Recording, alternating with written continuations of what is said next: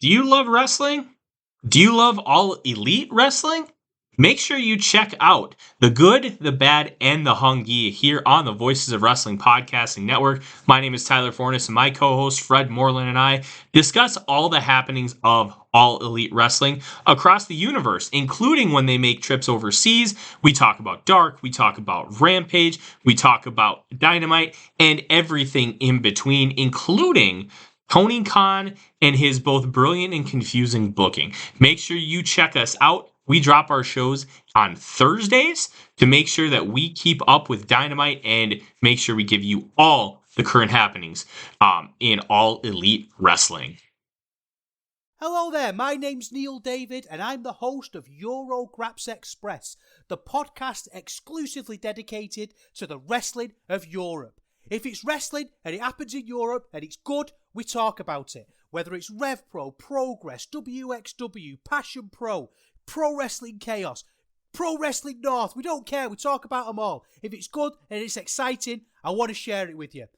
We're on the Voices of Wrestling Podcasting Network. Check us out on the feed, check us out on Twitter at EuroGrapsEXP, and join us for chat about European wrestling and a little bit of chat about cheese. Hopefully see you there.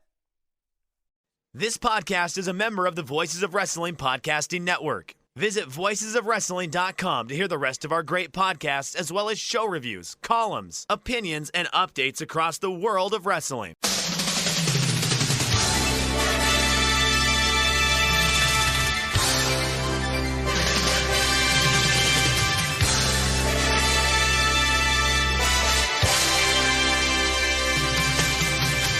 Hello everybody and welcome to the Super J-Cast. I'm Joel, joined by Damon McDonald. It is Sunday the 23rd of April. This is episode 255. Apologies listeners if you were expecting a show last weekend. We ended up not recording, mainly because of me, because I've been very busy with job interviews and various other things, but there wasn't a huge amount to talk about. Had we recorded last weekend and then recorded again this weekend, they would have been like sort of two 45-minute shows. So I'm sorry, everyone, but here we are back to give you your Super J-Cast fix and give you our ice cold takes for the two shows in the States last weekend. I did a solo show. It just never made the light of it. No, I'm just kidding. I was just talking to myself in the bathroom. I had to get those takes out there. They can't sit there and stew. They just can't. Yeah, I mean, come on. No, I don't think we're going to cover it today, so, and they will be ice cold takes, but, I think we're okay with these two shows, the Philly show and the Washington DC show, where, I don't know. I mean, I think we are okay. You know what I mean? I'm sure that the listeners would like to know how I got on in my job interviews. With great success, you'll be pleased to hear, dear listeners. So we have been planning for a while to move back to the UK. We love Bangkok, but we're not sure it's the right place for children, with things like the heat and humidity, the pollution, the traffic. It doesn't feel very safe. And the pollution is a big thing, because quite often, like most days, the students in school are not allowed to go outside to play because the AQI is too high. No. And that's not good. When children are not allowed to be outside because there's, too much smog in the air, that's where me and Manny were thinking, this is, feel like I'm poisoning my children. So, we've decided to relocate to Devon to be close to my parents. So we've got an interesting accommodation situation lined up, a place that used to be a milking shed for cows, which has now been converted into a home right on the edge of Dartmoor. And I've now got a nice job teaching in a little school not far from there. Quite an intensive recruitment process. I had to do Well, first of all, there was like a virtual tour of the school, and there were other candidates there in person. Like, first of all, when the school sent me this thing, like, oh, you've been invited to the recruitment process. Please turn up on this day. You'll have a tour.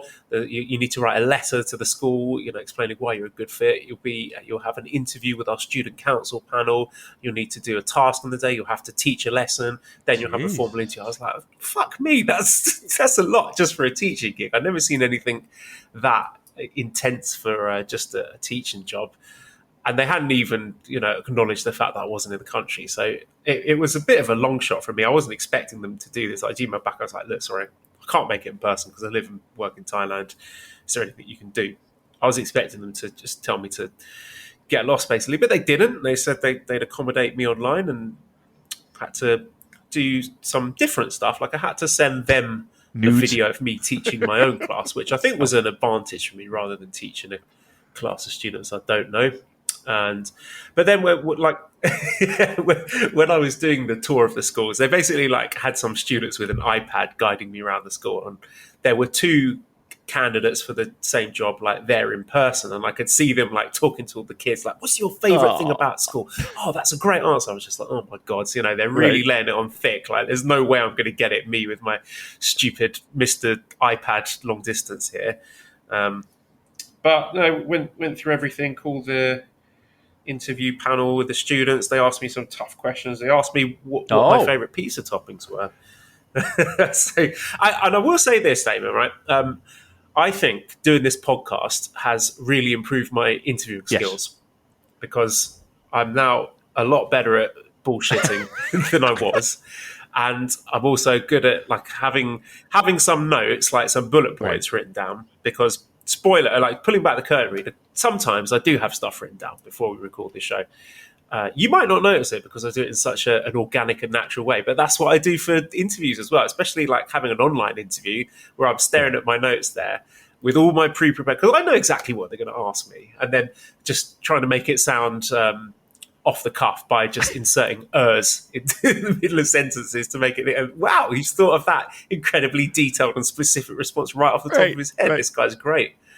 So yeah, I'll say thank you to this 5 years of doing this podcast, because I think it's helped me definitely sharpen up my definitely game. I mean, it sure can. I think my interview game is strong. I always like to throw in the that's a great question.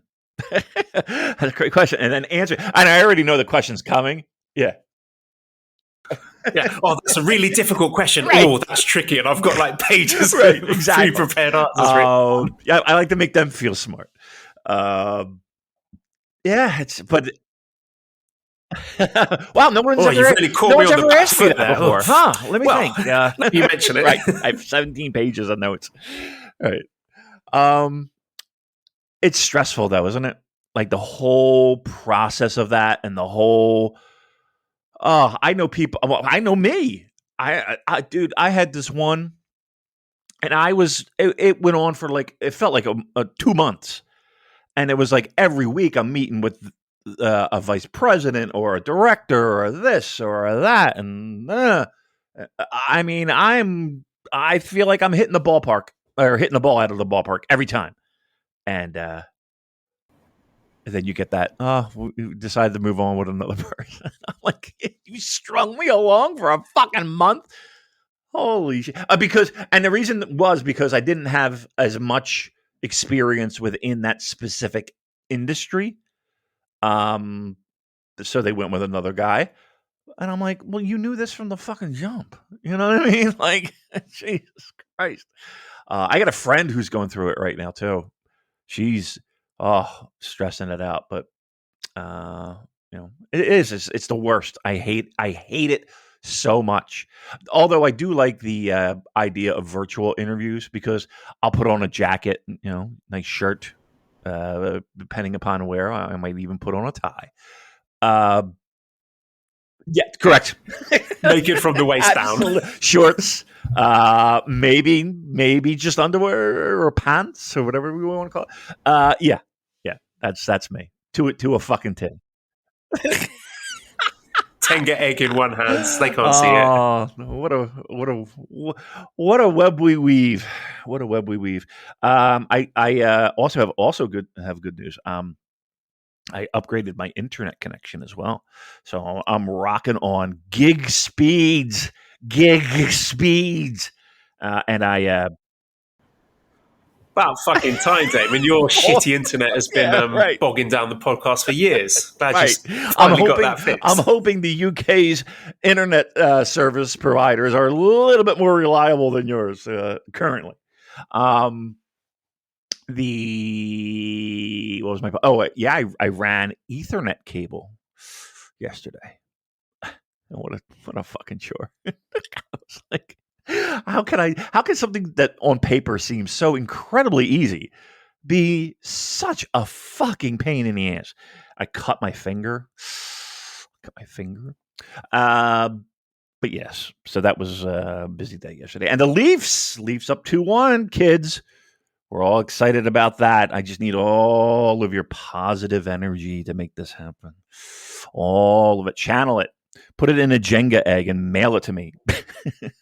Ugh, imagine that. What did I say? A Jenga egg? No.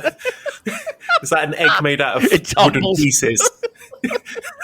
And everyone comes along and carefully takes out one. Did I say it's a Jenga? What is it? It's a Jenga egg. J, not T, right? It's a Tamatonga egg. Tamatonga egg. Okay, so Tenga egg. Okay, not Jenga egg. Okay.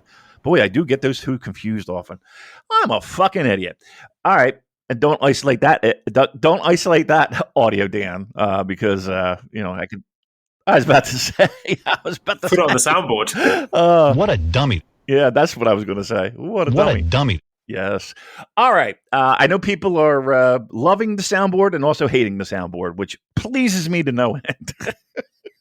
Well, I agree with I think it was Liam on our Discord said it started off funny and then it got progressively more irritating. But then the more you did it, you sort of powered through that barrier of it being annoying and it sort of circled back around to being funny again. I won't use it a lot. All right, now that I know that you don't like it, I will not use it as often. I do like it, but we need to freshen it up. We need to get some new material, and that means you, listeners, need to send us audio clips because I'm not fucking doing it. So you isolate some little audio clips, some New Japan stuff. Please get us a little MP3 clip of Gedo saying, "This guy got the fucking balls," and things of that nature. Send it to us, and then we can have a soundboard that is worthy of you. Excellent. I love it. I'll just leave you with this.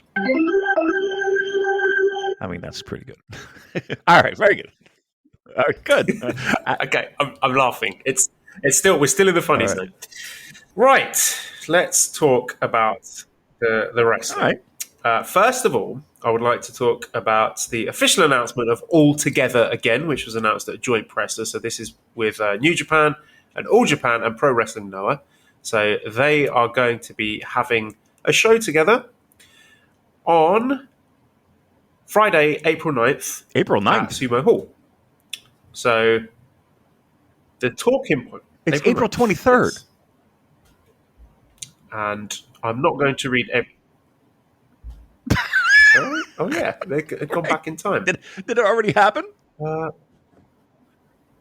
Because it says here the press conference was on April 12th, and then it says confirm that all. Oh no, sorry, June the 9th, not April 9th. I mean, hey, school, you might want to rescind that offer. It says here April 9th. They've said. No, what? It says it here. They got it wrong. I'm going to screenshot this because so you believe me. Right, WhatsApp. Get your WhatsApp, and then we can. Whoever's listening to this from Shinihon, you can go and fix this because you've torpedoed our podcast, which is usually flawless and full of completely correct, unimpeachable information. I can't believe I didn't realise when I said it that it was wrong. I've got no grasp of what month it is or year. I don't know. Everything's just a blur now. But all right, here we go. There you go. There's the proof. It says, with the words of New Japan's legendary founder... Yeah, I got you. Legendary founder Antonio Inoki. The subtitle of the event will be, if you have the energy, you can do anything. altogether again will take place Friday, April 9, 2023 at 6 p.m. in Ryogoku Sumo Hall. It does say April 9th. Way to go. And not only that, the paragraph after that says that the tickets go on sale Sunday, April 23rd. So the tickets are going on sale a fortnight after the event has taken place. These people don't know what they're doing, really Damon. Flip that around. They would probably make more money and be more successful if they just did that. You know, they flipped it. They had the tickets go on sale first and then the event. Imagine that, just like running the shows, completely empty arena. And they're like, "What's going on here?" And then, we forgot to put the tickets on sale. That would be hilarious. That's a nice skit. Sorry, that was me. I put the wrong date. Oh my goodness gracious, that would be hilarious. Oh man, I'll tell you what. Look, that's a lot going on for. I don't know how many people are actually working on the website there currently, but it's it's a lot. But yeah, that's a boo boo right there. There's been a few, haven't there? There's been a few I've seen that have been somewhat shaky. All right, whatever. Who cares? They do a fine job. They just fucked up. We're just making fun of them. Yeah, it's not as bad as the racial slurs that slipped through the nets for the recent Aussie Open merchandise, but that's been fixed. Hopefully, or is in the process of being fixed. Abbreviations. I'm sorry. What I was going to say. So this, Gotcha. Yes, it was. So they had abbreviations of countries they wrestled in, and for the abbreviation of Japan, the accepted abbreviation is JPN, but they put JAP, which in the replies and the quote tweets from Japanese fans, they were not very happy about that. And obviously it was not intentional. It was an honest mistake, but one that hopefully can be fixed. So again, it's a storm in a teacup. Nothing I'm going to think we should get outraged about. It was a mistake. They've seen it, and hopefully they're fixing it. And I don't know what they're going to do with all those already lucky bags manufactured T-shirts. Maybe put them in the goodie bags. If you buy a lucky bag at the end of the year, you might get some racist T-shirts that you can. Yeah, just use them as pajamas. Take comfort in your racism. Oh, nothing puts you to sleep like a nice toasty warm bed, soft flannel sheets, and racism. Oh boy! All right, we had our fun. Now what? Now we got to get to work. All right. So we discussed before about this joint show before it was official, but the main thing I would like to pick your brains about, Damon, is that this is going to be yet again on NJPW World pay-per-view. So that's quite a lot of events on pay-per-view. Now, I do understand that it's not like they are removing events from the world subscription and changing them to pay-per-view. It's not like they have, I don't know, put Wrestle Kingdom as a pay-per-view or the G1 as a pay-per-view. These are extra shows. So I'm not out here in the street shouting that we're getting screwed or anything. And I would say for the most part, like, these pay-per-view shows are non-essential viewing. Like, you're not going to get left behind if you don't watch them. But it is a slippery slope. And, do you think we are heading down the path of them putting bigger events that we would normally get for free? Why not? Behind that, why wouldn't they? paywall? I guess is the question. It's and here's the thing. It's the way of any subscription model. You look at any subscription model, and it kind of feels that it's doing everything in its power to squeeze every nickel and dime out of you. And I'm not blaming New Japan for this. I'm saying that they see the landscape and they see what everyone else does and everyone else can do. And, and they see dollar signs or yen signs. I guess the question is will we see New Japan events, major New Japan events, be an additional fee? And I think let's put it this way. I don't know what the cost, like, I don't know how profitable New Japan World is, in the sense of considering that it's run by a major, or it's backed by a major TV corporation in Japan. It makes it a little bit easier to justify costs and all that stuff. I guess my point is this. Give me one reason why they wouldn't do that. Good faith? I'm shrugging my shoulders right now. I don't know if everybody can see that with radio. It's not. Let's put it this way. It's not like it hasn't been done before. And I am not saying that it will be done. What I'm saying is that I can't see it not being the future.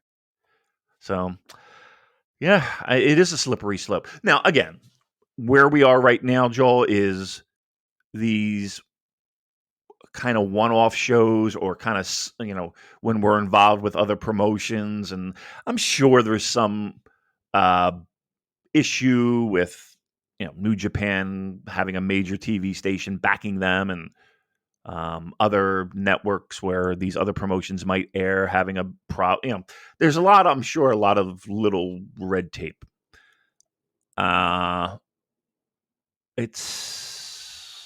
Again, will we see G1 be that, not that long ago, G1 before New Japan World, G1, you had to pay, what was the fucking service name again?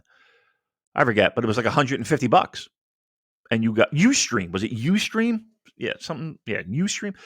You paid $150 and you got the entire G1. But it was $150. And I would not be surprised if an event like Wrestle Kingdom G1, they could very definitely go to a pay as you go tier. Yeah, this is capitalism, folks.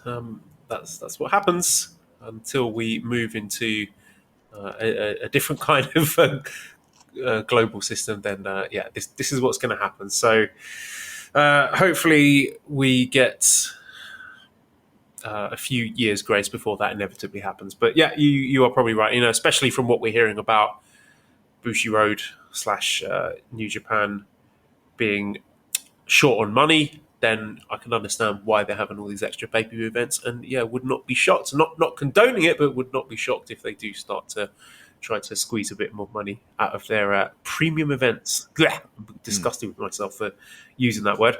On the subject, there's a little report here from Dave Meltzer. He has reported that Mercedes Mone has re-upped her deal with New Japan, has extended that.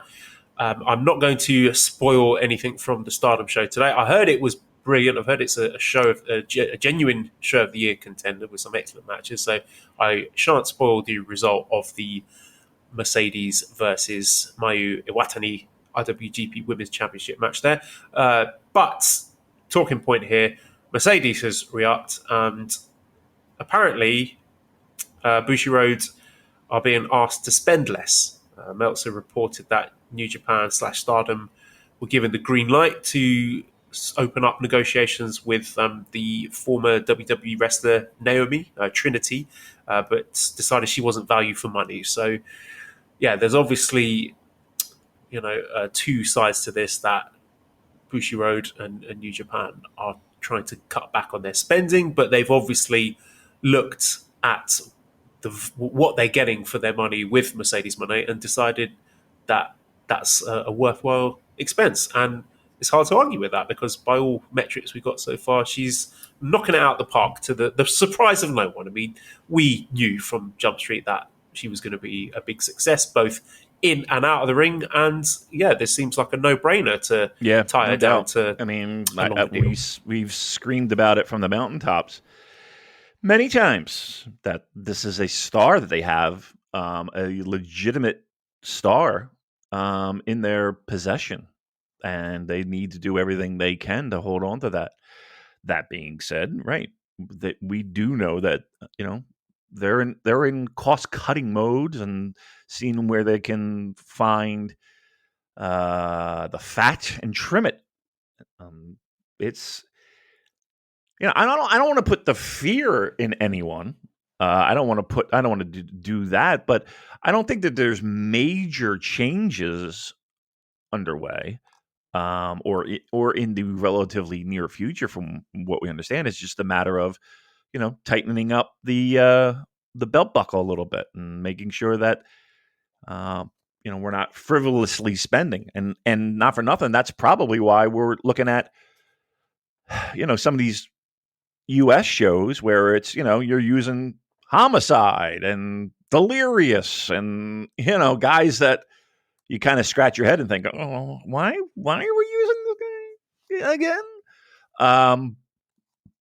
So yeah, and that kind of goes back to the original point of if they need a quick hit of cash, and boy, that's an easy way to do it. Stick a price tag on it, on an event, and see what you can do.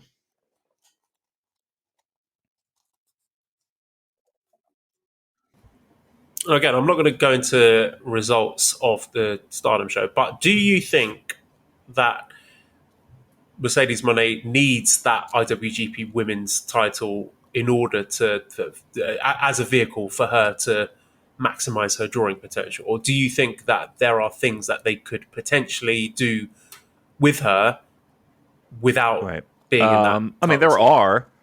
But if your world title is the top prize and the company is centered around it, I can't imagine it being a bad thing. Her still holding that title, but I mean, I suppose you could do something like a mixed tag match, like maybe a main event for one of these US shows where you could have Okada and Mercedes teaming up against, I don't know, like Naito and another Stardom wrestler, for example. Do you think that is appealing, or no? You're making doubtful noises there. About this. Like, I guess that might go back to my dislike of intergender matches. I just I don't like them. Period. Just because I just don't feel comfortable with them. I don't know. And it's not like the women can't work. It has nothing to do with that. Trust me. It just has something to do with a guy punching a girl, even though it's pro wrestling. I don't like it. I don't know. It makes me uncomfortable. Now, could they do that? They could. I'm kind of hoping that they don't. I'm kind of hoping that they don't do something like that. Like, why would okay? So, I understand that New Japan can utilize her star power and her wrestling ability, and you put her on a show and it's going to get some buzz.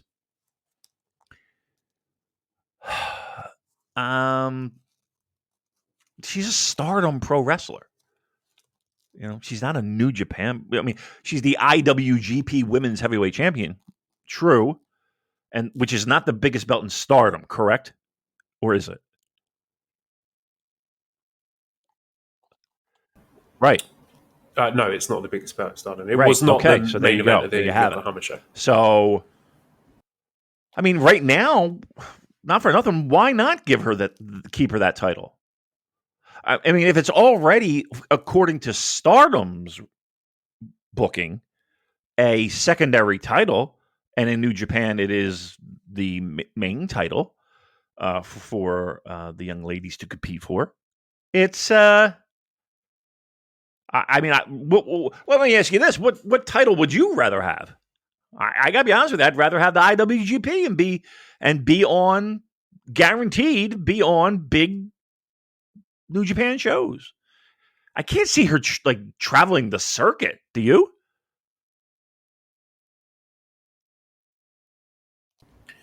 No, I don't. I was just wondering, would it be viable for her to be challenging for some of the other belts in Stardom. Or again, I'm out of my depth here, so I think I would be better off asking someone who knows more about the Stardom scene than me. But either way, we will be seeing more of Mercedes Mone on New Japan shows. Would you expect to see her at Resurgence? I would. Where is Resurgence? Do you know where it's at?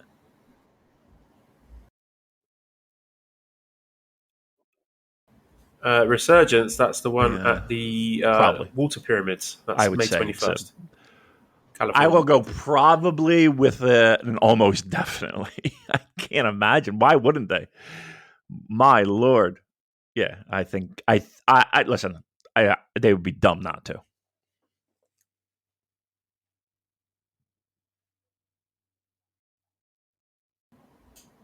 Right, let's move on to discuss the Collision shows that took place last weekend. So they had a lot of bad luck with various injuries and people missing. TJP was not able to attend. Eddie Kingston got injured. Tanahashi got hurt after the first night and was not able to make the Philly show. But I thought they sort of recovered well from it and shuffled things around to deliver 2 decent shows. And not only that, the Fight TV feed was flawless. Absolutely no issues. I didn't encounter any. So bravo, whatever they've done differently, whatever they've fixed has done the trick there. And absolutely zero issues watching it. It was a pleasant viewing experience. My only actual complaint is Fight TV need to put a double speed option for playing back stuff, because I really could have done with that watching some of these matches back. Just just build it into your player, please. I know obviously it's not possible for the live stuff, but for the replays it can be done. But any surprisingly issues not down your end watching this? I'm actually quite happy and quite surprised, because you know me and Fight TV, we don't have the best relationship. Every time I get something from them, it's never works, always buffers. And I think everybody listening here has had at least one time or another similar experiences. So, yeah, good for them. They plugged in the USB cord. They found the one wire that was loose and jangled it. They blew into the cartridge. Whatever the fuck they did, it worked. So keep doing that, please. Keep doing that. But yeah, I thought the shows looked good. I thought the crowds were fine. Philly wound up being close to sold out, which is nice. And DC, it looked like they had quite a few tickets left over, but nothing that was too... Like, it wasn't like the Long Beach situation where they were doing camera shots and, all you saw were fucking bleachers and like random people scattered about. Wasn't that. So, I think it looked good. Everything sounded good. I mean, to a certain degree, that some of the commentary was just, whew, poor Ian. Poor Ian. It was just, this guy's got to hold it down. Oh, boy. I felt so bad for him because he had his work come out for him. But other than that, everything seemed to be pretty smooth.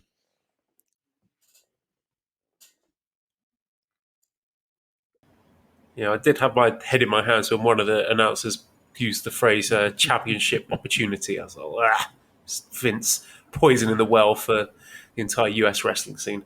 But I'm not going to go through this match by match. I've drawn out what I thought are the interesting talking points and tidbits. And first person I would like to discuss is one Clark Connors. So he appeared on the first night. So he wrestled in a 10-man tag match alongside DKC, Leo Rush, Rocky Romero, and Chuck Taylor. And they lost against the team of Kevin Knight, Gabe Kidd, Mike Bailey, Volador Jr., and Kushida, which is a fantastic match. I love these multi-man strong tag matches. I think they always deliver. Everyone gets their shit in. They go 100 miles an hour, and it's a lot of really fun stuff. There was a great... Was it near the end? They did like a doomsday something or other with Kevin Knight and Kushida. I can't even remember what the move was, but it looked tremendous. And I think it was DKC took a huge bump off that, which was great. And then afterwards, Clark was very upset and attacked DKC. And then later on, David Finlay announced that Clark Connors was his latest recruit to Bullet Club, and then the following night we saw the debut of Bullet Club Clark Connors. He wrestled against his teammate from the first night, DKC. Basically a 6-minute enhancement match. He won with a spear, and I like this. I thought it was a nice fresh coat of paint for Clark Connors. I was concerned about him, the trajectory he was going when he was basically Taguchi's goofy comedy sidekick.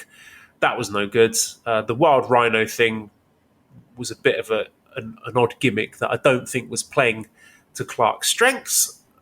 I think I've seen the best from Carl Clark in the Forbidden Door match that he had, where he was sort of the undersized underdog babyface in that match. I think it was for the Atlantic title.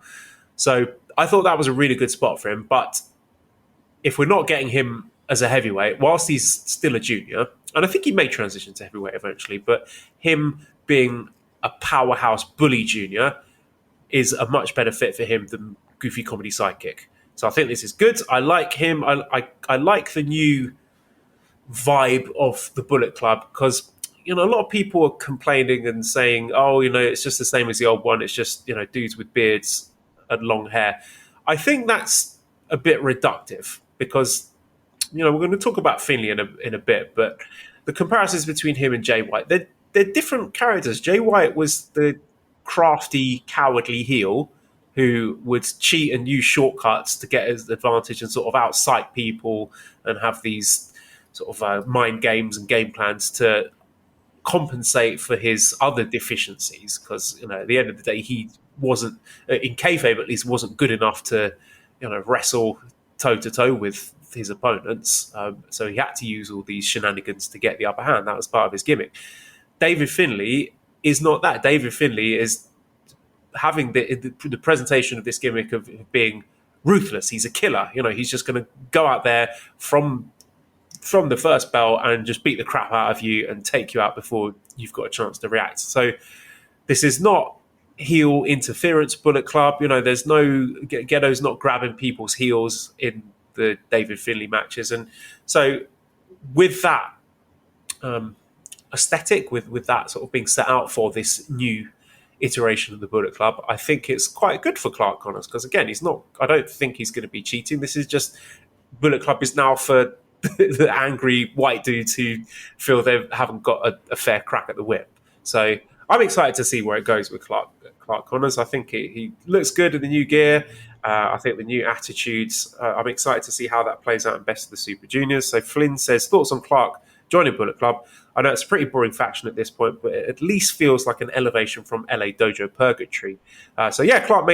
Flynn makes a good point there. At least hopefully this is going to start seeing him travel to Japan more regularly. Would you like to see a deep run for him in Best of the Super Juniors? Maybe some deadwood should be ditched from the faction, and Coughlin and Kidd should join too. Would certainly freshen up Bullet Club and make them not feel like such jobbers. So sorry, I've talked a lot there, Damon. What did you think about No, you're fine. Clark Connors joining Bullet Club? For Clark, it's you're joining Bullet Club. You instantly have credibility. You instantly have a large pocket of fans that, just because you wear the T-shirt, you're going to be appreciated a little bit more. You're going to get cheered a little bit more, or boo, or you're going to get more of a reaction. It will elevate you. I mean, no matter what role you play, if you're wearing the T-shirt, it helps. That being said, Bullet Club is 10 years old, 11 years old, as a group, as a faction. And I think people, I don't know, you hear people are sick and tired of it, and you hear people are kind of, hand-waving some of this new breed of Bullet Club, new versions. But, it has to change. It has to move forward. And I think people get stuck in what they latch on to. I think people, how many people knew, Carl Anderson? And how many people knew Tama Tonga, and how many people knew whomever, Yujiro, before they got into Bullet Club, and probably into Bullet Club via Bucks, AJ, shit like that, right? So you kind of hold on to that version. It's like the Four Horsemen, Everybody has their opinion, but honestly, Four Horsemen are Tully, Arn. You could argue Luger, but for most people, it's Tully, Arn, Ole, and Flair. And as they added members and removed members, it just, I don't know. I think people feel like it dilutes it, and it's just as one Joe Lanza would say, a dollar store version of what they remember. And I don't think that's necessarily fair, because once again, nobody knew who Bullet Club was before, and you got into it. People got into it. People still get into it. I think it's fair to say, give it time. I understand that you have to put yourself in a mind frame of accepting change, right? That's hard for pro wrestling fans. Trust me. But I think if you're holding on to the past, then you're missing out on good stuff and possibly even better stuff, just because you got this sour taste in your mouth because it's not like it was before. It's like a band putting out a new album and the sound isn't the same as their first three, and you're like, oh, what the fuck? But yet it's still a great album. Maybe that's a piss poor analogy, but that's the best one I can come up with right now on the fly. But I think just give it a little time. It hasn't even been 6 months, and people are already shitting on the idea. So, all right. But I like Clark Connors in. I think it's going to be good for him. But let's see what happens with him in Bullet Club. That's all I ask. Let's just wait and see.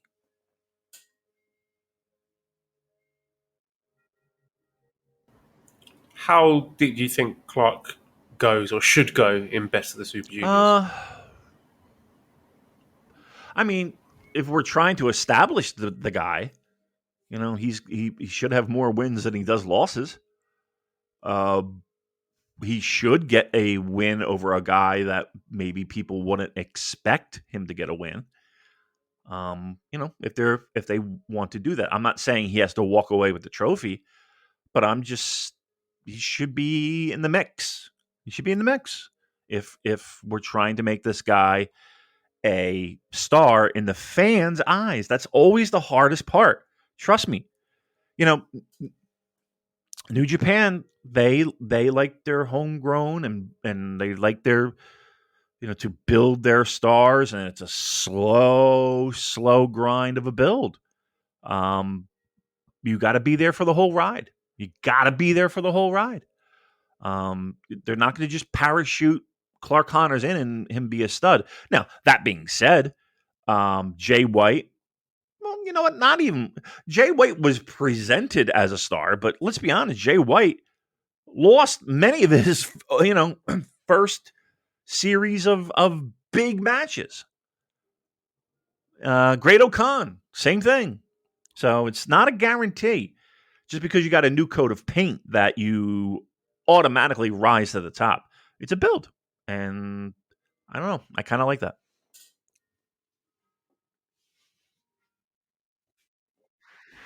I think Clark could be the kind of guy in Best of the Super Juniors who goes on the early hot streak. Maybe wins his first 3 matches or maybe even 4 matches, and looks like they're going to maybe even sweep the block. But obviously they don't in the end. He got 8 points last year, so I think he should go higher than that. I think he should get 10. But maybe a direction for him could be to pin whoever is a junior tag champion at that time. Whether that is a TJP or an Akira or a Kushida or a Kevin Knight to possibly set up something with Clark and Ishimori challenging for the junior tag belt. So, yeah, I think Clark needs to do something. He needs to make some waves in either the junior singles or the junior tag division. If he comes out of it with 8 points again, with nothing on his plate for the future, then I would say they've dropped the ball there. So, yeah, I would like to see something happen with Clark. He doesn't necessarily need to make the finals, but he just needs to make some waves. That will move us on to a quick chat about David Finlay, who did have a match during Collision. So he wrestled against AR Fox on the first night and won in 10 minutes, 28 seconds with the Trash Man. A surprisingly good match. I mean, I saw that second match on the cards and I thought, it's just, I'm not expecting a huge amount there, but I thought they went pretty hard, all things considered. So I was quite impressed by that. And yeah, I would say, as you said, I think people need to look past the long hair and the beard and the black leather and see that this is not Jay White. This is a different character. There's a different aesthetic to it. The 94th Min writes in and says, with Finley's threat of potentially removing more Bullet Club members before, quote, they get to him, who do you think or hope is next on the chopping block and who could potentially replace them?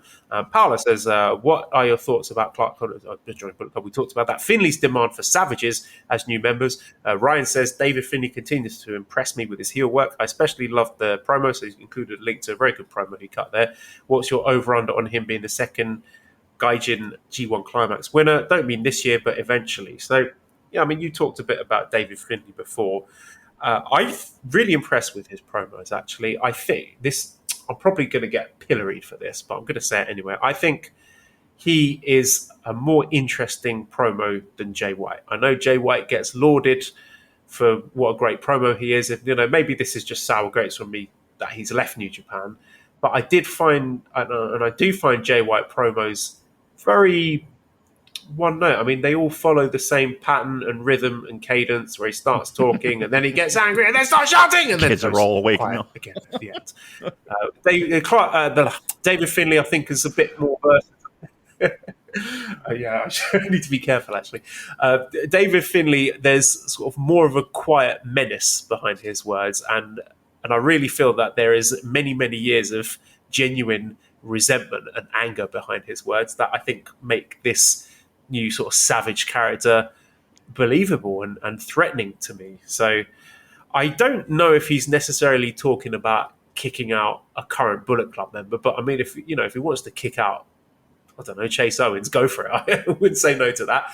But I think he's more talking about the fact that he doesn't want to end up like an AJ Styles or Jay White, whatever. He doesn't want to be the guy who gets kicked out. He's the guy who's always going to be watching his back and is going to take preemptive action. Like if he even sniffs a shred of disloyalty, that's it, you're out.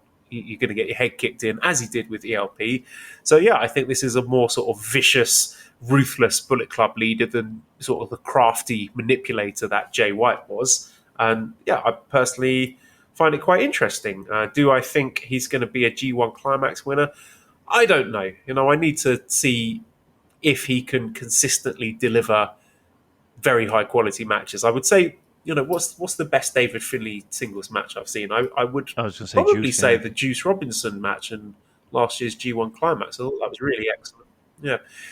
So I think he can deliver at a very high level. But again, can he deliver at the level of an Okada, a Naito, a Kenny, Ibushi, Jay White, Ospreay, Shingo? I haven't seen it yet, but that maybe that's an unfair expectation to put on him. But then again, they've made him leader of the Bullet Club, and that with it comes a lot of prestige and expectation. So I will reserve judgment, but from what I've seen so far, no, I don't think he is at that elite level of the wrestlers that I've just mentioned. If you'll excuse the pun, do I think he could be a G1 Climax winner? Probably not. Again, I think we need to see, one, that he is able to wrestle at that tippy top level, and two, is he a draw? Is he moving tickets? Is this a guy that fans, Western and Japanese, want to slap down their money to see him in those high positions? And again, we've not seen enough evidence of that. So if you ask me now, do I think he's a G1 Climax winner? I would say no. Would it shock me if it happens in the future? No, it wouldn't stun me either. I don't think it will happen, but again, I'm working with limited information here. I need to see how this run plays out. No, but that's as much true, of a though. I cop-out mean, we as that do is. need a little bit bigger data set to really make a decision on it. He's never really had the opportunity to be at a level that is expected of him as, and I'll put in air quotes, Bullet Club leader. I mean, that you're right. That does come with it some standards, right? Now, do I think that he can do it? I do. I absolutely do. I don't see any reason why he couldn't. He's just never really had the opportunity to do it. And we will see if it's there. One group that really drives their popularity is merch sales. And as long as we're selling Bullet Club T-shirts and we're selling Bullet Club merch, all's fine, right? The one thing that I always, well, not always, but I have thought of in the past weeks, and especially when it comes to David Finlay, is back when we had Hinare on, and what he said of when Will Ospreay came to him and kind of pitched the idea of him being in United Empire. And I found that kind of fascinating in the sense that, it sounded like Will had the authority or wherewithal or pull or whatever to kind of have an idea of who he wanted in this faction. I don't know if David Finlay has that or that's even on the table for David Finlay. But right now he has a very prominent position in the whole pecking order of New Japan Pro Wrestling right now. Being the leader of the Bullet Club does have quite a history, and you're in big storylines and you are in big matches. So I mean, they trust him. They see it in him. They feel that he's a guy that can carry that torch into 2024, 2025, and maybe further. Who knows? But I will say this. Generally, every time there's been a move in Bullet Club, there's always been a noisy pocket of fans that are like, "Oh, this guy? They did it with Kenny. They did it with Jay White. They did it. And they're doing it now." Like, it just seems like people take a little bit of time to warm up to changes. That's really what I put it down to. They take a little bit of time to get used to changes, and I'm guilty of it too. So I'm not sitting here on, thinking, this doesn't. I do it. So, but yeah, I mean, all I ask is give it time because the dude has not been given an opportunity until this point to be a top guy. Let's see what we got.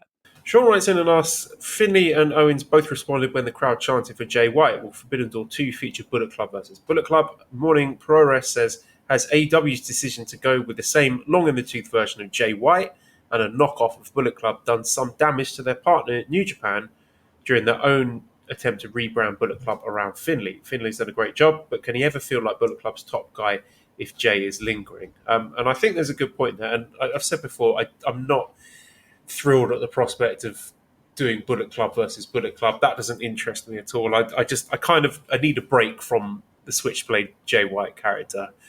He can mix it up with the AEW guys he's not wrestled before. I think that'll be fine for their product. I don't particularly want to see it interacting with New Japan. And look, the angle at I can't remember the name of the show, but the one where Finlay attacked Jay White and kind of booted him out of the company. That, I think, sort of signified that Finlay is, I don't know, had the upper hand on Jay, was better than him. I don't know. But, I mean, at the very least, they did that to show, Finlay sort of physically standing over Jay White saying, you piece of shit, how dare you, blah, blah, blah, whatever it is he said. So it's not like Jay was sort of quietly ushered out of the company and didn't get to interact with Finlay. Finlay, the last time we saw Jay White in New Japan was him getting beaten up by Finlay. So I think they did about as much as they could there. I think, maybe in hindsight it would have been better if it was Finlay actually beating Jay White in that lose-lose style match rather than Eddie Kingston. But hey, maybe they will get to that match in the future. Who knows? But do you feel that Jay White standing on AEW saying, I'm Bullet Club Gold Leader or whatever they're calling it, do you feel that is hamstringing David Finlay's attempt to get over as Bullet Club leader? No doubt.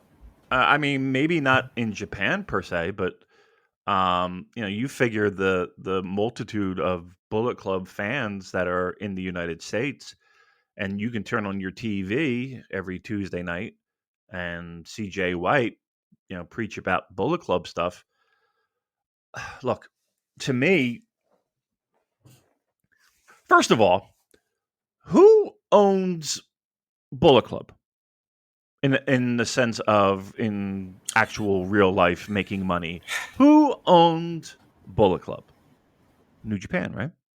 Yes, that's a great question. That's what I was going to ask you. Like, what are New Japan gaining from allowing AEW to use the Bullet Club branding like that? I find it amazing. Things would be so much, and I say better, but I really mean clearer and more definitive having Jay had gone to WWE, because now there is this somewhat confusion of what are we doing here? I guess is my question. Like, what are we doing here? You've had multiple opportunities to have multiple chances to have this be, I don't know, a little bit more special than it is. And I hate to say it, but in the eyes of many, this is an argument over the two people that were the least popular Bullet Club leaders and or members, for that matter. So I don't know. I think the AEW thing is just another layer of confusion. Now, again, the idea of, okay, they're going to, find a way to have a match together and blah, blah, blah, blah, blah. Okay. And fight over Bullet Club. Great. I don't, who cares? I don't care anymore. I don't care anymore. That ship has sailed. And I wish that it was just a more of a clear cut, clean, just rip the Band-Aid off. Have Jay just be different. I don't know. Be somewhat different. Don't even acknowledge Bullet Club. Like Juice Robinson is in Bullet Club. Right? Does anybody remember that? Does anybody know that? Right? Does anybody? It's one of those things where it's so spread thin that you don't even know the jam is on the biscuit, right? Or the scone, if you will. It's, who knows? It's like just such. Bullet Club ideas and booking just needs to focus. It just needs to focus and just have it in New Japan, because having it in Impact and having it in AEW and having it in who cares anymore? Who cares anymore? Well, I'll tell you someone who sounds like they don't care is our friend Antonio.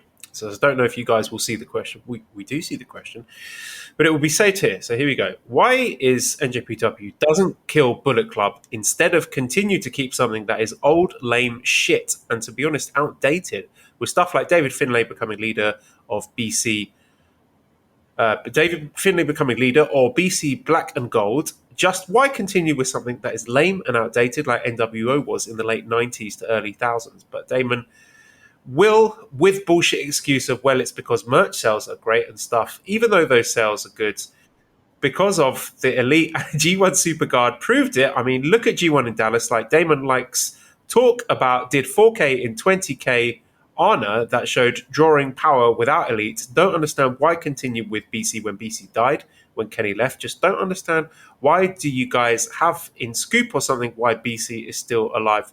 Thogoths.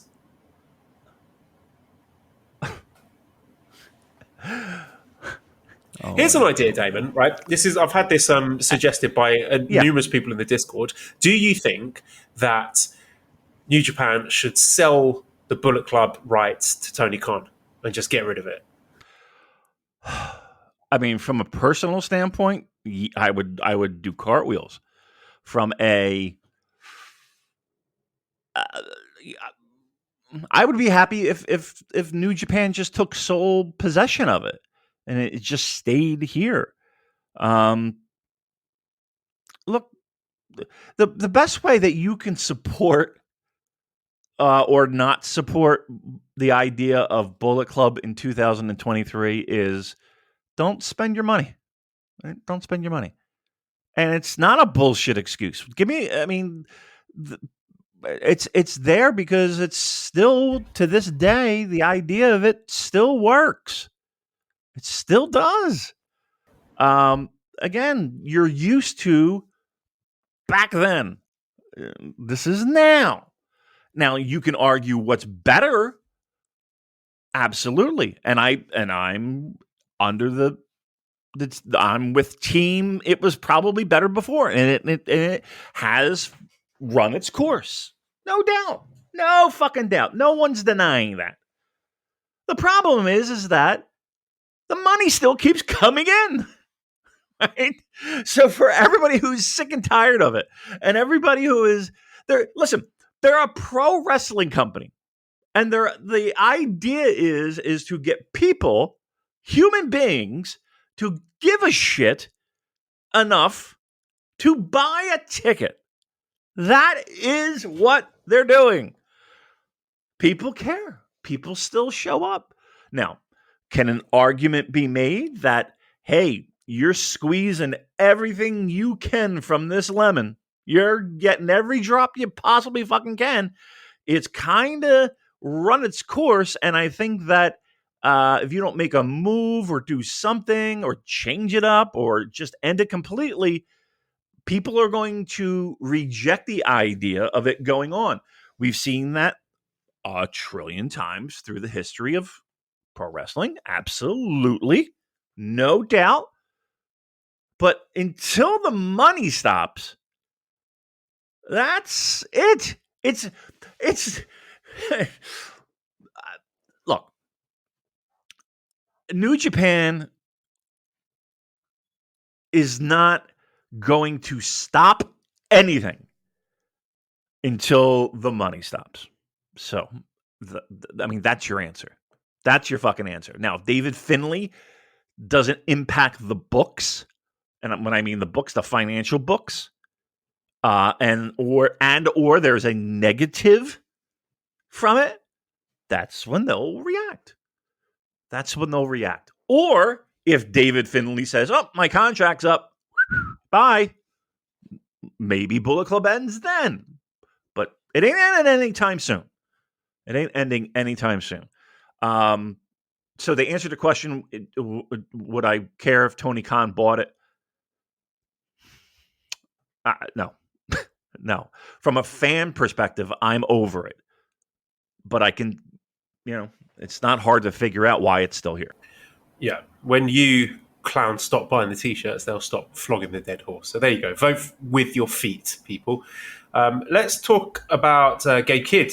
So he had a AEW International Championship match against Orange Cassidy, which allegedly was Orange Cassidy's 19th defense, which sounds insane to me. But 11-minute match, Cassidy won with a mousetrap and retains the AEW International Championship.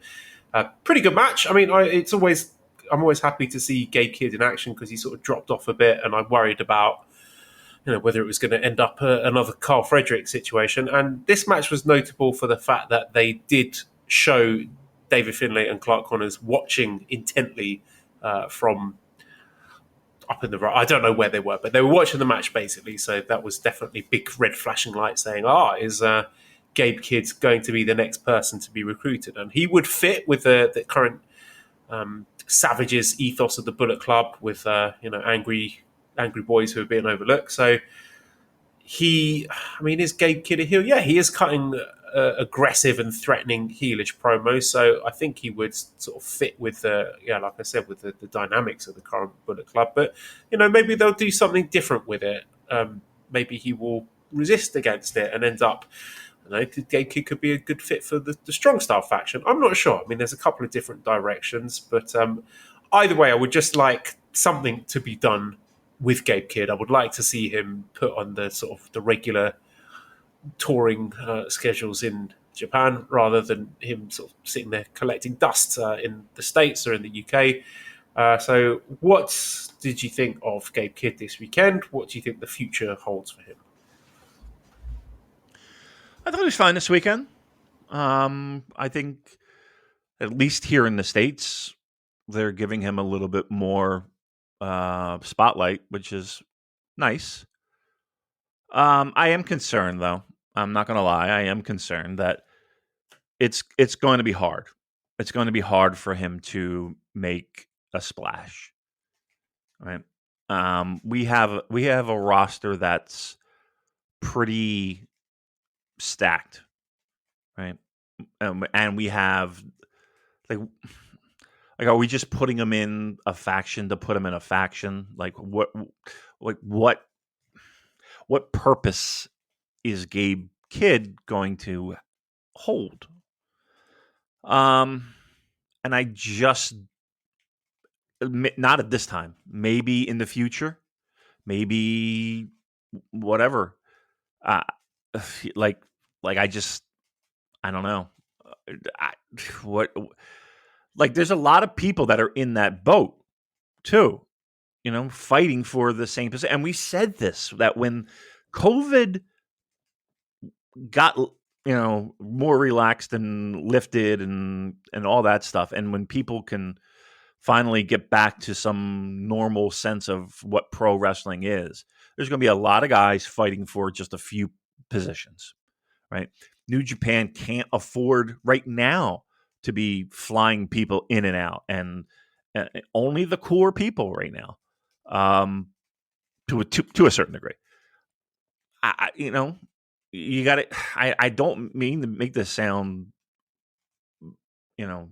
as harsh as it may sound, but is Gabe Kidd worth an airline ticket to fucking Tokyo?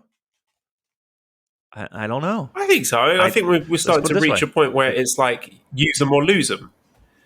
You're going to lose them. You're going to lose them. I mean, I'm saying that because one, I just don't see. I don't see where he would go, like where he would fit, what they would do, and I'm sure they can come up with something creative. But like that whole dojo system, between Coughlin, between Connors, between all of them, like there's only so many spaces. Like what are you going to do? And I think he's going to be an odd man out. And the reason why he's going to be an odd man out is because he's used sporadically here in the States.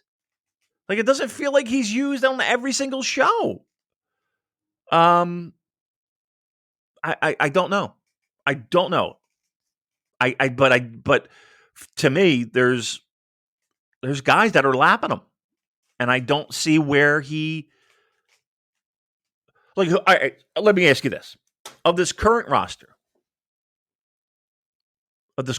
who would you give up to put in to replace what Gabe Kidd. Okay, well, look, can I start off by saying they do seem to be making an effort with him. Like, he was given a showcase singles match against Eddie Kingston. Eddie Kingston, who is returning to New Japan off the back of kicking Jay White out of the company. And with that falling through, he had this singles match against an AEW champion. So it's not like he's being buried in multi-man undercard matches. I think he's been given showcase singles match here. So I think that counts for something, and I think there is some smoke to this fire with David Finlay watching him. What happens, I don't know. Who could he replace? Well, just give him Chase Owens a spot. Let's have Finlay say, right, Chase, you're disloyal, you're out. Gabe Kidd, you're in, you're young, you're hungry, you've got more upside, and yeah, he can have Chase's spot. Okay. I mean, but what you're asking New Japan to do is clean house on people that maybe they're well past what we would expect as a welcome.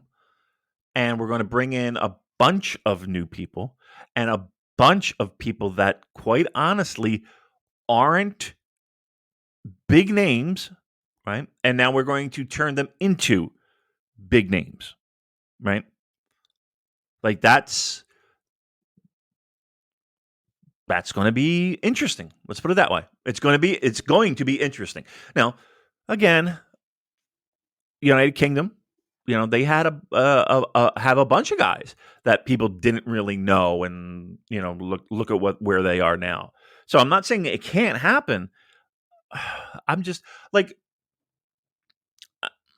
look, I hope it happens because I think he's good. I think he's really good. I don't know. I just find it. I don't know. I just can't see right now. I can't see him being a major cog in the wheel. I just don't. Maybe that changes. I don't know. I just don't see it right now. Well, I don't know if you intentionally set me up by talking of cogs there, but let's talk about Alex Coughlin while we're on the LA Dojo Boys, who had, I thought it was a fantastic match against Tracy Williams, an ROH Pure Rules match, 12 minutes, 49 seconds. Coughlin won with the German suplex. And I thought, let's give credit to Tracy Williams here for helping to play his part in a match that showcased all of Alex Coughlin's strengths, just some fantastic, spectacular showcases of Coughlin's power and deadlifting ability, and Alex came out of this looking like a monster. So I thought they did a really good job there. One of the best matches of the weekend. But yeah, he is another one where you're thinking, okay, you're giving them this match where you've made him look great. What next? And again, it's the same thing as Gabe Kidd. You think use him or lose him, because Carl Fredericks is what happens if you don't use these guys. So do you think Alex Coughlin is a guy who is going to be absorbed into the full-time traveling roster to Japan, or is he another guy who's just going to get lost in the shuffle? I mean, they tried with the Android gimmick, right?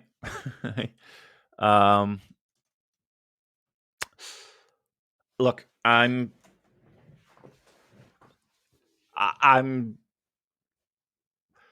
they'll get work under the New Japan banner, no doubt, right? So if they're on shows, or if there are shows in the United States under the New Japan banner, absolutely you can expect to see them, as you should. The question is that, are we going to see them in the mix in Japan, on the tours, involved in storylines, et cetera, et cetera, et cetera? What indication have you gotten, Joel, that New Japan is going to do that? Because I haven't gotten any. Yeah, very little. I mean, I hoped that following the World Tag League, where I thought they had a pretty good showing, that they would get regular work, but no, they're on the back burner. I don't know, man. Like, it just could be we're waiting for current contracts to expire, and guys who are on contracts might be let go, and that might free up a bit of capital to sort of freshen up the roster a bit. I don't know, but that's hope more than expectation. We're just repeating ourselves at this point. I think both of us would love to see Alex Coughlin as a fresh face and a young, exciting wrestler be featured more heavily, but whether or not that will actually happen, your guess is as good as mine.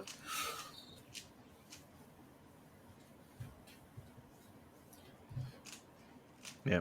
I mean, right now, they're 100% involved in the US shows, but, we'll see. I mean, things have changed.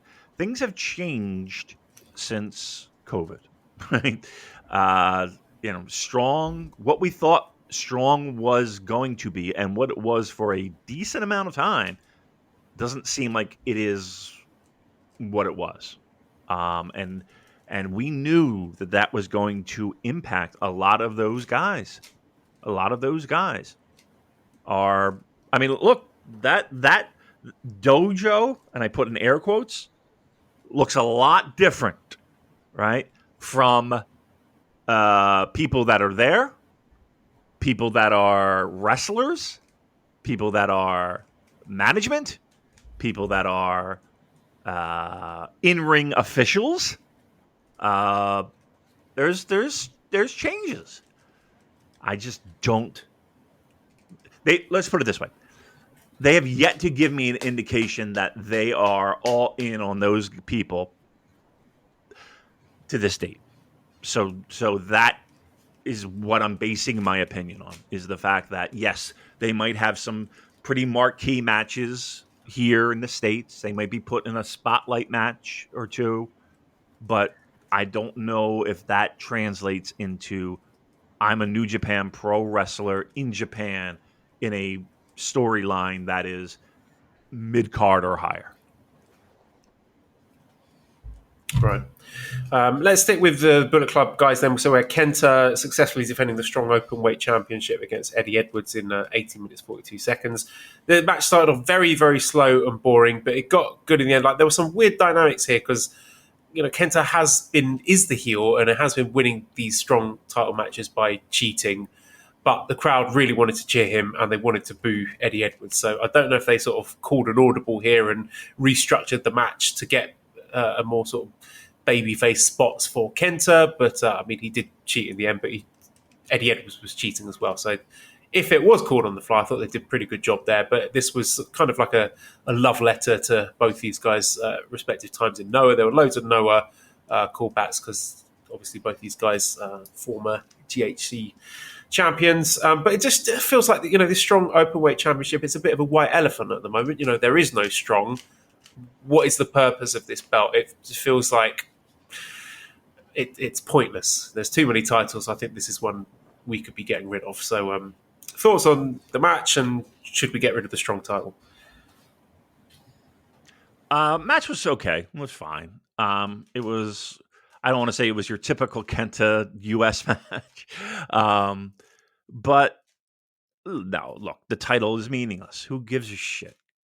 I mean, seriously, who gives a shit about the Strong title at this point? It's not what it was. It's not what it was intended to be. It's somebody who has the modern day version of the fucking Western States Heritage title. That's exactly what it is. Who gives a shit? There's a reason why Larry Zbyszko held that fucking title, because who gives a shit? So yeah, look, dude, I think it's, if you listen to this show for any length, we have too many titles. We have too many championships. Everybody's got a fucking belt. And this is another perfect example of like, why are we doing this? Why are we doing this? And not only why are we doing this, but why is this match happening?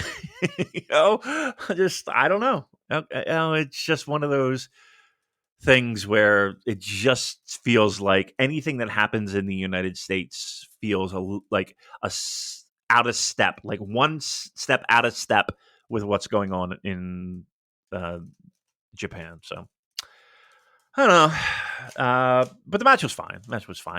Nothing to write home about, but it was good. It was fine. But yeah, sticking with titles that should disappear, we've got the strong open weight titles. So night one, there was the three-way tag team championship match with Aussie Open defeating the champions, Motor City Machine Guns and Tanahashi and Okada, to become the new strong open weight champions. And then they retained them the following night against Leo Rush and Tomohiro Ishii, which was a team sort of called on the fly there in 20 minutes. Both pretty good matches, and Aussie Open making a strong case. I mean, they probably are tag team of the year so far. Not just New Japan. I mean, I don't watch a huge amount of stuff outside of New Japan, but by all accounts, they are making a very loud case for being tag team of the year. And it's only April. They're doing tremendous work. Louis says, we all felt that moonsault landing Fletcher did during his match. What move or moves do you guys think wrestlers should reconsider doing to prevent potential injuries? Those ones always do make me wince. I mean, we saw, what was it? Is it TK O'Ryan? The ROH guy who busted his leg up doing that move on the guardrail. Kyle Fletcher should stop doing that, really. And just looking, I don't know if you saw the video released last week from Will Ospreay talking about how banged up he is and how he's had to change his style and he doesn't think he can go for much longer. Kyle Fletcher would do well to watch that and listen to that. And I'm not saying that Kyle Fletcher should, immediately change his style to being a, mat-based grappler.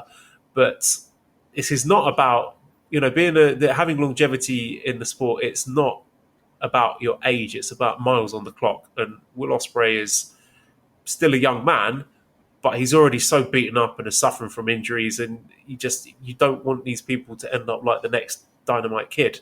So whilst I want to celebrate Aussie Open and the fantastic year that they're having and be excited about the future for Kyle Fletcher as a potential singles wrestler, I don't want to say look at Ospreay as a cautionary tale, but that is a man who is wrestling this incredibly physical, intense style and has been doing that for many years, and it is catching up to him. So double-edged sword, isn't it, Damon? Yeah, no doubt. That style, you can't possibly last long. Now that being said, we've seen lots of Will Ospreay, and he has altered his style a lot. He really has. But we've seen it. Like, there's a pro wrestling mentality.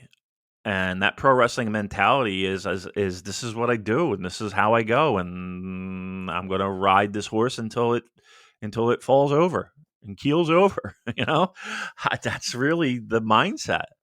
And it doesn't hurt, or it doesn't help, rather, the fact that every one of those spectacular moves that takes months off of his career, we're standing up and fucking applauding. And then cheering. I mean, there is something to be said about that. Will Ospreay is popular because of all the shit that he does. Right? Give me another reason why Will Ospreay is popular. And that's not a knock on Will Ospreay, but it's not like it's this complex, wild character that people are hooking onto. It's the fact that he's Will Ospreay and he does amazing fucking things in the ring. Yeah, that is a double-edged sword. It's made him a star, a superstar, a major name. The problem is that you get a video like he did, basically saying, I can't fucking do this anymore. I just can't fucking do it anymore. It's just the body can't hold up any longer. That's what happens.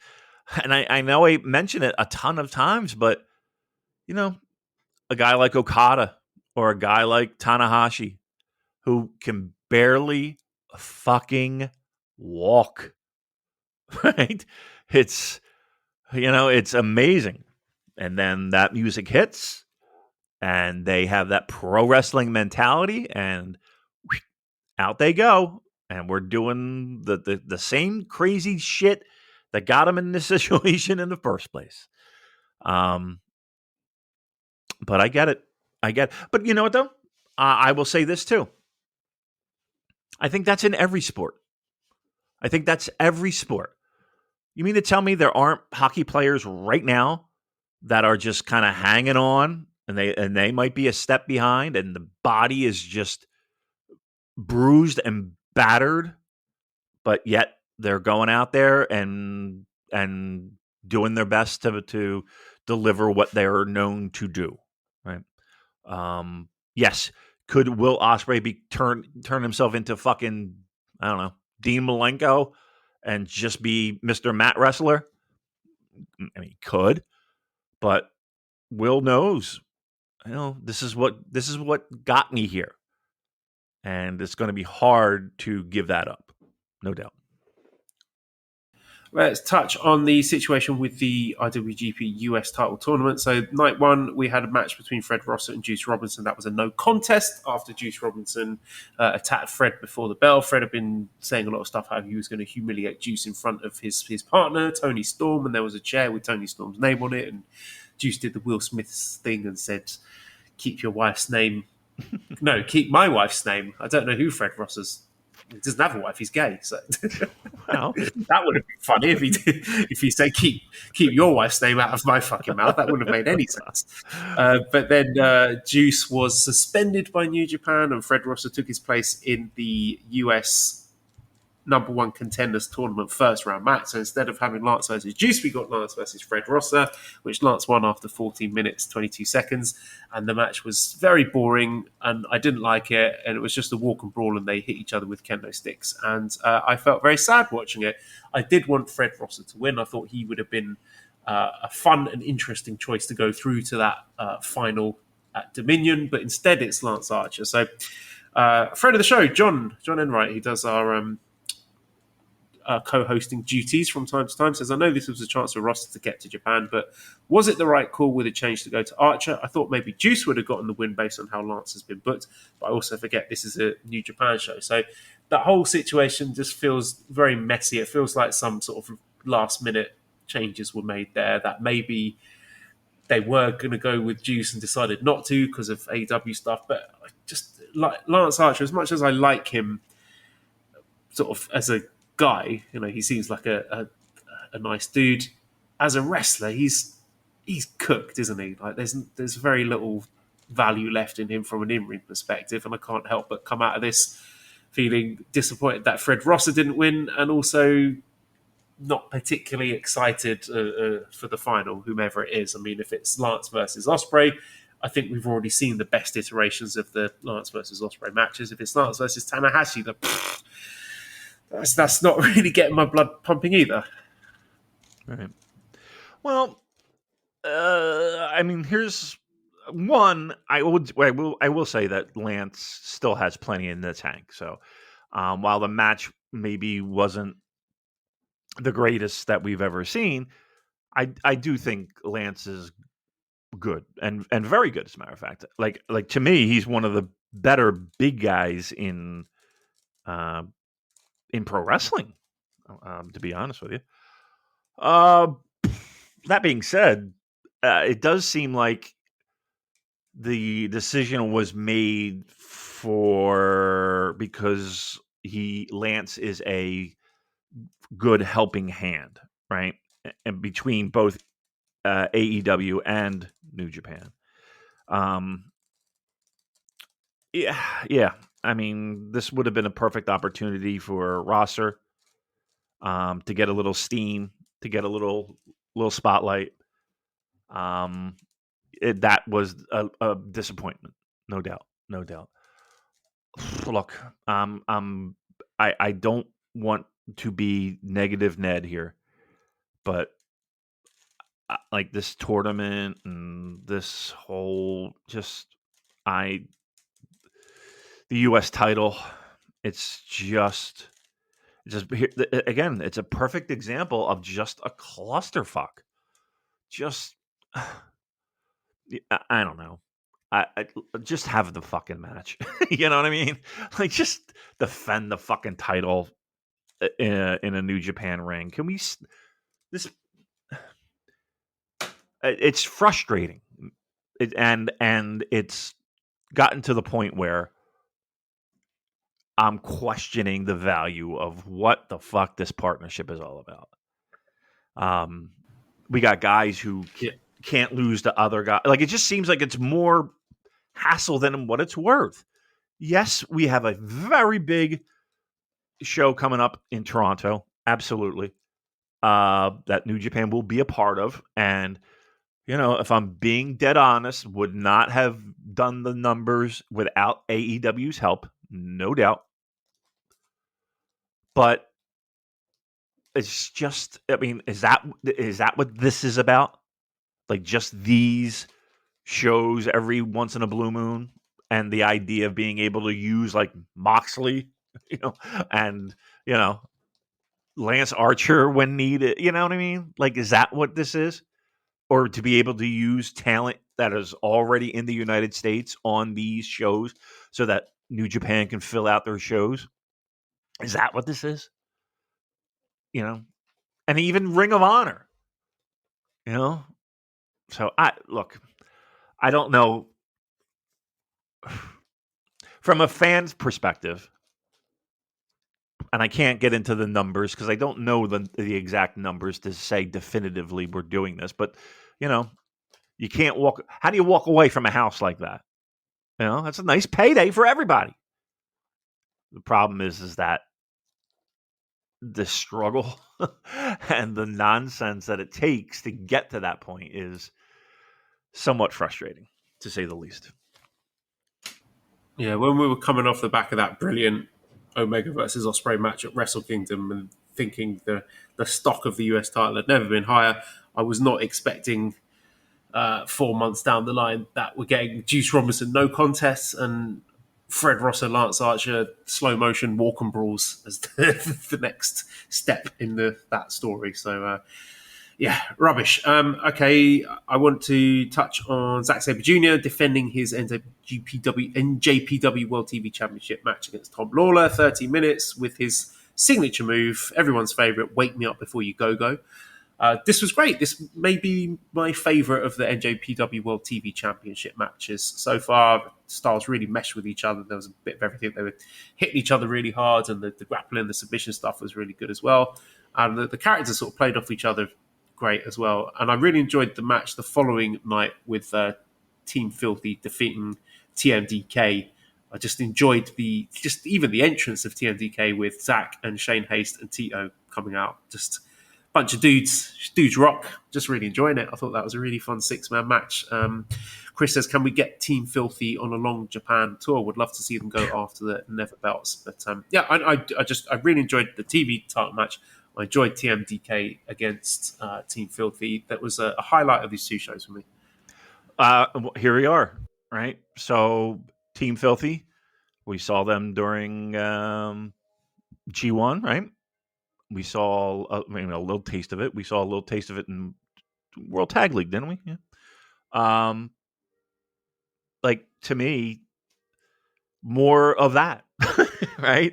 Would be great. We've been again screaming from the mountaintops. Team Filthy would be a lovely addition to any show, any program, but it's just it hasn't happened. It hasn't happened. Now, again, U.S. based, you'll see them on every show, right? It's just look. There's a definite line in the sand between who's staying in the States and who's staying in Japan, or they're going to focus on to fly in and out. There absolutely is, and right now it's a little bit of a struggle. So there was a bit of news that emerged from the show. Oh no, dear, Arthur's crying. About the show's doomed. For Hiromu, who announced that they're going to do the All-Star Junior show, but a version in the States. Yes. That is also going to be in Philly. So let me get the exact details. I should have had it up before, but I don't because I'm shit. Just desperately scrolling through the news page, and there's all this other crap. Multiverse United returns with For Whom the Bell Tolls. Who cares? Yeah. All right, here we go. All Star Junior Festival USA coming August 19th at the 2300 Arena. So same venue there. Multiverse A says, with the All Star Junior Festival US edition and Impact crossover shows running back-to-back days at 2300 Arena, is New Japan being too conservative and not running a bigger building? Also, what reasonable expectations should we have for the Junior Festival card? All right, I will talk. You take care of the youngster. Look, I don't think I think the building's fine, right? This is the building that they can fill, right? But look, I don't know who they're planning on bringing in. I don't know what that might look like. But to give you an idea of where we are with this All-Star Junior Festival, ringside seats, and tickets are on sale now. Ringside seats, $300. Let me repeat that. $300. Premium seats, row 2 through 4, $150 a pop. And row 5 through 7, $80. And then there's general admission for $60. Plus, again, ticket fees. So, that's a pricey card. Now, as I look at the seating chart, according to the 2300 Arena, there are 1, 2, 3. There's a whole fucking row.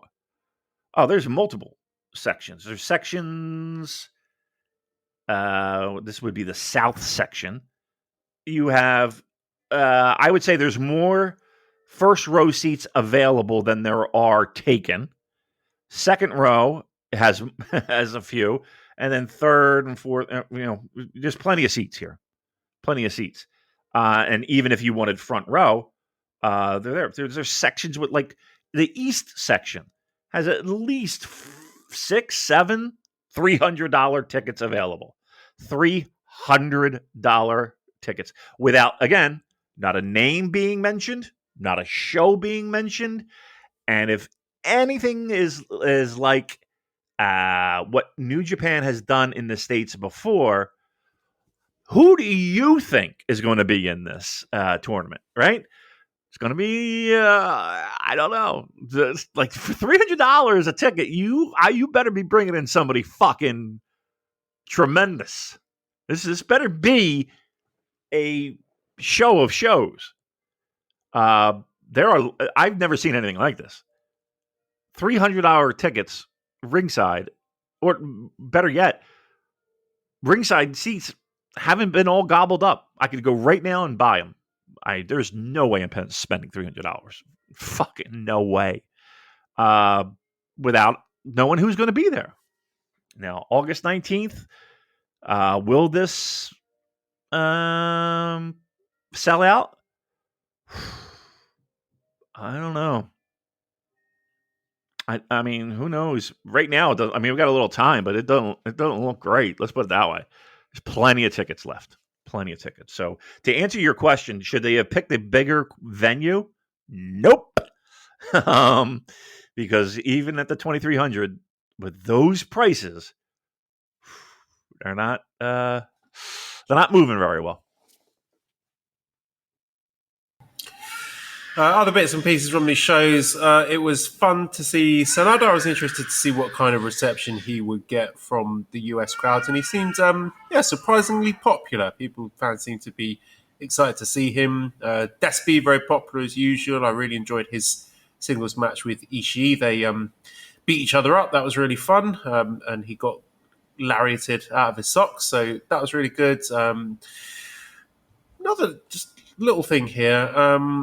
Just looking at the participants in this opening 10-man tag match on the first night, and just thinking to other shows they've done recently, Mike Bailey, New Japan seems to have been using him a lot. Is he a wrestler that you think we might see or you would like to see in this year's Best of the Super Juniors? Yes, he is. And yes, he is. And yes, he is. He, we've heard some things. Do you think we can go full pastrami sandwich on this one, or we? You might very well think that. I couldn't possibly comment. Right, exactly. Look, I would say Speedball Mike Bailey. Don't be surprised if he's a participant in a Best of the Super Juniors this year. Don't be surprised. If you would like to enjoy a delicious sandwich with that news, I will tell you, by all means, enjoy a sandwich. A pastrami sandwich. Last word on these US shows. Timar says, I know these US shows aren't quite non-canon, but would you agree that in all honesty, without getting defensive or indulging in whataboutery, that they're completely inessential? I resent that. Is he suggesting that we get defensive and engage in whataboutery? How dare he say that to us? What about, Timo, when you said this? But no, yeah, I would say nothing really must-see on either of these shows, was there? They were fun. I was glad that I watched them. But Tag match was good. Tag match was good. Yeah. I mean, yeah, they're I don't know. They're weird New Japan shows. Like, to me, calling them New Japan shows it sometimes feels like a stretch. It doesn't feel like I'm watching a New Japan show. It really doesn't. Aside from announcements being made in Japanese and the ring apron, right? Sometimes it just doesn't feel that way. But is it something that you have to watch? I would say, if you haven't watched it already, I think you're going to be okay. All right. So we've got a couple of shows coming up next week. So Thursday, April 27th, I believe that's when they're going to announce the Best of the Super Juniors participants. So that's the Hiroshima Sun Plaza. Yes, entrance for the Best of the Super Juniors will be announced between the 6th and the 7th matches. So we've touched on our wild speculation about Speedball Mike Bailey.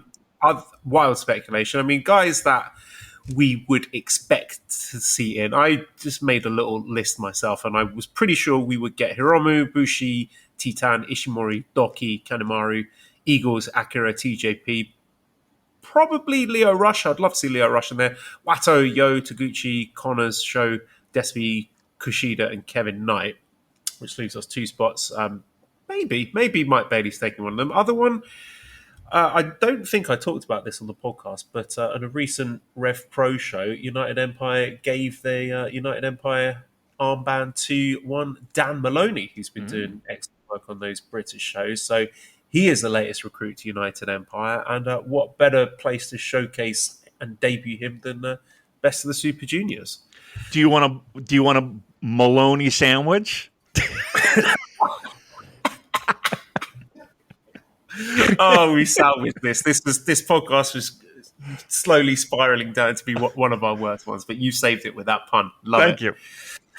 Okay, so we've got that. We also have a special singles match between Naito and Doki, which Naito's obviously going to win, but that should be a lot of fun. I'm sure they'll do some, or Doki will do some crazy and silly thing. Doki. Some people get upset about the way I pronounce his name. We also have the IWGP Junior Heavyweight Tag Team Championship match with Catch 2-2, Akira and TJP defending against, what are they called? I can't remember what they're Jet Setters, Kevin Knight and Kushida. Do you think we get a title change here? I do. Yes, I do.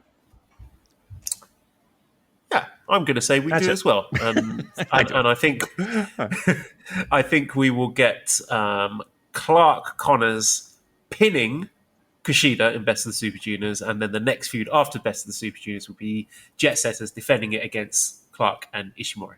There's my hot take. Cool. Our main event, we've got the IWGP Junior Heavyweight Championship match. Hiromu Takahashi, his fourth defense of 12 against Kanemaru.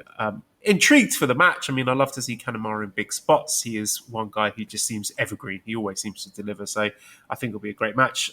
But zero chance of winning, right? Zero, right? Yeah, zero.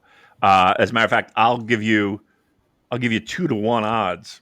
I'll give you fucking 20-1 odds if Kanemaru wins, but I truly and honestly cannot see that happening. But he's in a new faction, but I can't see it. No. And we have Wrestling Satsuma no Kuni on Saturday, April 29th in Kagoshima. And let's see what is looking interesting from this card. Nothing really until the 8th match, where we have the IWGP Tag Team Championship match with Aussie Open in action again. Their second defense against TMDK, Shane Haste and Mikey Nichols. Love it. It's tricky one to call. I think it will be a really good match. I think they, if I remember correctly, they had a very good match in the World Tag League. Who's going to it? It's got to be Aussie Open. I think they're holding it until they get to defend it against FTR. That's what I'm thinking. I hope so. I mean, I really do love Aussie Open. I'm okay with them holding on to those titles for a little bit. It does make that tag division very interesting, very fun. The idea of a lot of different teams, challenging for that title against them. I'm all in for that. So, I'll say they hold on to it. And then the main event is the KOPW 2023 provisional match with Shingo Takagi defending against Taichi. And Shingo's proposed a Takagi-style triad match where you have to get 3 out of pinfall, submission, KO, TKO, and count out. So 3 of those 5, which sounds like a dog's dinner. But I have faith in Shingo and Taichi that they're going to make it work. I mean, I was side-eyeing the stipulation that Shingo had against Hinare, and it turned out to be great. Well, I thought it was great anyway. Shingo and Taichi, to me, there's no way that doesn't deliver. So I'm circling that in my calendar, making sure I'm free on Saturday night to watch that. Who's going to win? I don't know. I think Taichi has got a shot here. I'd love to see Taichi win it and have some stuff to do. But Shingo's been so good as KOPW holder that I don't really think there's a wrong choice here. Let's say Shingo retains. Yeah, there really isn't. With Shingo holding it, at least the title has been a lot more interesting and a lot more less goofy, I guess. And it's really been elevated, I feel like. They could give it to either one of those guys. And I will say, yes, on paper, it does seem a little bit a lot of stipulation there. But they're creative. They make it work. So I will give them the benefit of the doubt for now, because what they were able to deliver before with Hinare, that was great. That was fucking great. So yeah, I mean, I'm in on KOPW with Shingo. I definitely am in on that.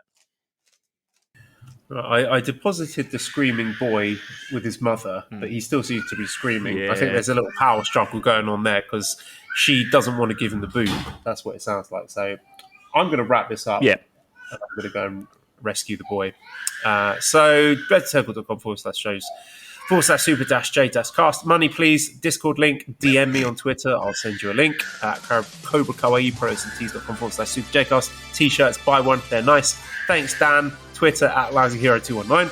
Subscribe to the Voices of Wrestling Podcast Network for other great shows. Give us a 5-star review on iTunes. Follow us on Twitter @TheSuperJcast. Thank you everyone for listening, and goodbye.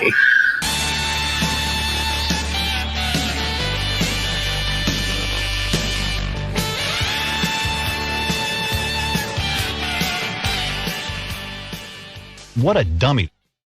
Hola, my name is Ricardo. I am the host of the Lucha Jovers podcast here in the Voices of Wrestling Podcast Network. We are a Spanish-speaking show dedicated to discussing and analyzing pro wrestling from all across the world. From AEW to CMLL, we talk about American wrestling, Japanese wrestling, and of course, Lucha Libre. If something big happened in the pro wrestling world, we will talk about it. So if you know Spanish or have a friend that knows Spanish or want to practice your Lucha Libre pronunciations, go listen to the Lucha Jovers podcast right here in the Voices of Wrestling Podcast Network. Nos vemos por ahí. Music. It's not just part of our daily lives, it's part of our wrestling fandom as well, and it has been for decades. That's where this show comes in. Music of the Mat, the podcast devoted exclusively to the music of pro wrestling. hosted by Andrew Rich. Hey, that's me. Each episode delivers a different topic with a variety of great guests, fun conversations, musical analysis, and of course, a heartfelt pun or two. New episodes drop every other Tuesday on Apple Podcasts, Google Podcasts, Spotify, or your podcast app of choice. Check out Music of the Mat only on the Voices of Wrestling Podcast Network.